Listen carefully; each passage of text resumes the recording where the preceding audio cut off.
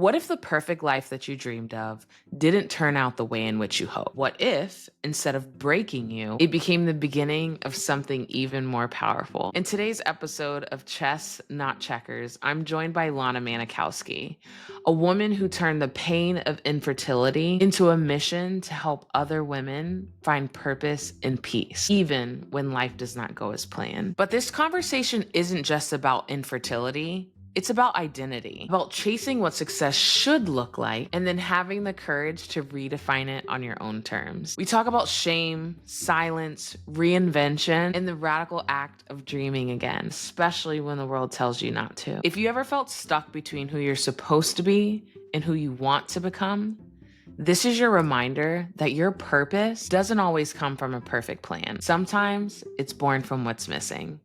Let's get into it.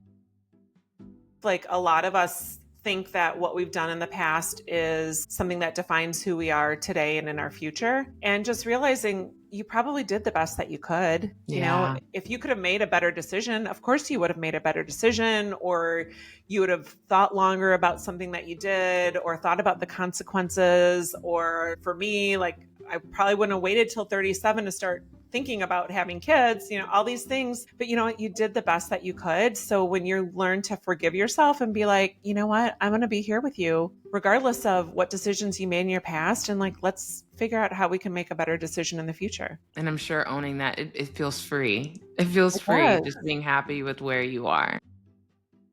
And I started thinking like, this is my story. Like I shouldn't have to feel courageous to be true to who I am and what I've experienced. Like it shouldn't be something that you feel like you need to silence. And oftentimes we do that because we fear making other people uncomfortable with our stories. So we've been taught to shrink ourselves back because we're like, oh, I wouldn't, if someone asks me like, how many kids do you have? And I decide to tell them, oh, well, actually, I don't have any because I'm infertile and I went through 7 years of fertility treatments. The old me would be like, oh my God, I would never want to say that because it's going to make her feel really bad. So in that case, I'm minimizing myself and my story when I could be leaning forward and being in the forefront with my truth. And who knows, maybe educating that person that some people don't have kids. Want to hear more from this episode?